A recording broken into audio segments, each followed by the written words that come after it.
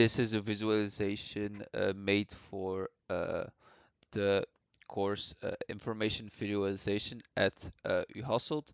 We got the project of making a visualization of a certain data set where we had to think of research questions we wanted to answer with our visualization. So if I go to the info tab, you can we explained that our data is the road accidents of 2022 in Belgium from Statbel. The questions we wanted to answer are: when do most accidents happen? Which proportion of accidents has fatal outcomes? Which regions have the highest number of accidents? In which regions do the heaviest accidents happen? Which vehicle types are mostly involved in accidents for each region? And is there a correlation between certain conditions? The authors of this project were Ceyssens and me, Gijs Konings. We are two students at Hasselt University studying computer science. For the first research question, we wanted to answer: when do most accidents happen? As you can see, we chose to make a timeline where you can see how many accidents happened every single day.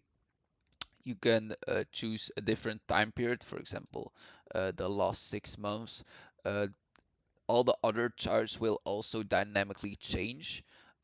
So every chart is basically linked to each other. You can also choose specific time periods. So, for example, the 30th of May to this. And you can also select a part of the chart that you can zoom in on.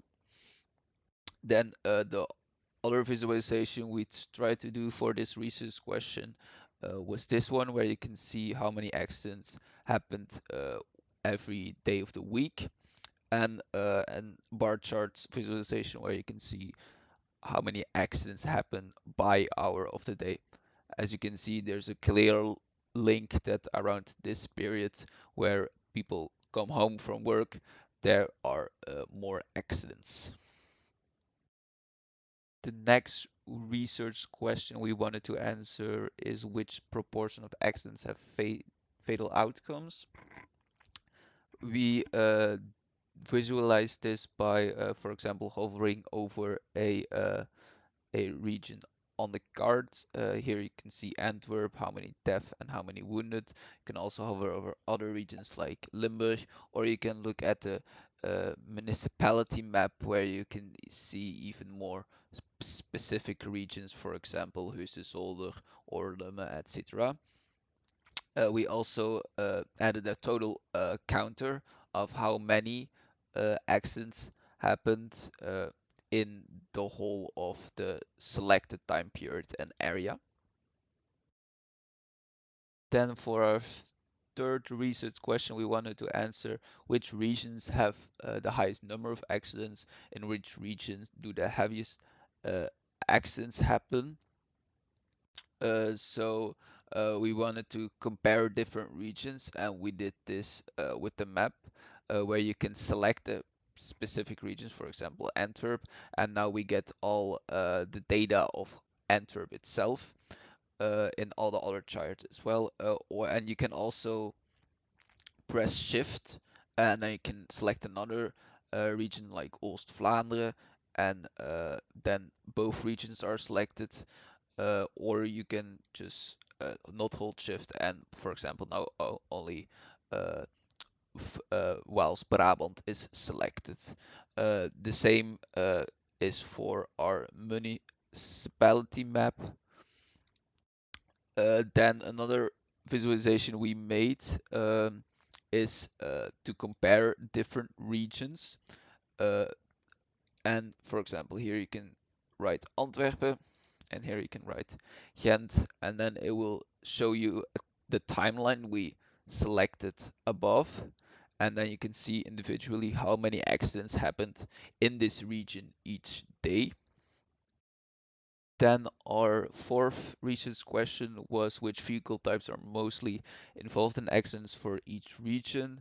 We did this in this chart by representing a bar chart where you can see how many percent of vehicles were involved in accidents.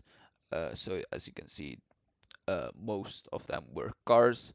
We also made a chart where you could see it over the timeline itself. So how many accidents happened each day. It is uh, once again the same timeline as here, like the time periods.